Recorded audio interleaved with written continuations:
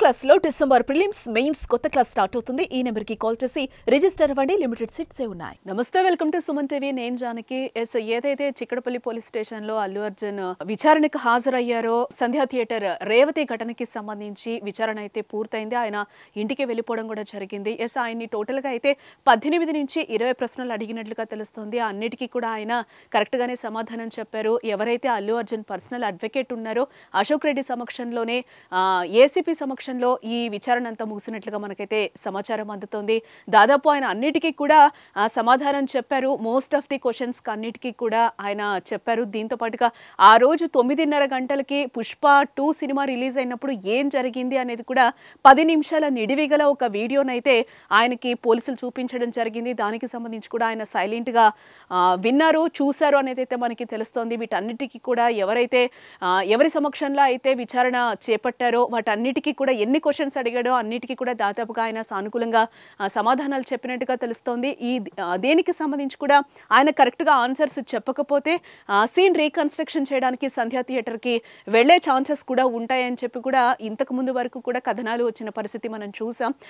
ఇప్పుడైతే ఆయన్ని సీన్ రీకన్స్ట్రక్షన్కి అయితే తీసుకువెళ్ళట్లేదు పోలీసులు. ఎందుకంటే దాదాపుగా ఆయన అడిగిన వాటి అన్నిటికీ సమాధానం చెప్పారు. కొన్ని వాటికి మౌనంగా ఉన్న పరిస్థితి కూడా ఉన్నది అని కూడా మనకి తెలుస్తోంది.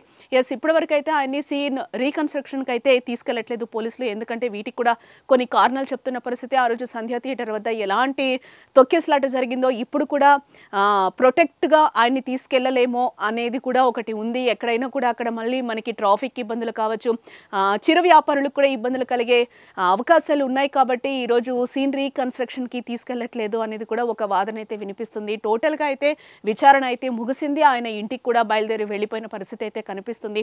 టోటల్గా ఆయన అన్నిటికీ కూడా సానుకూలంగా సమాధానం చెప్పారు.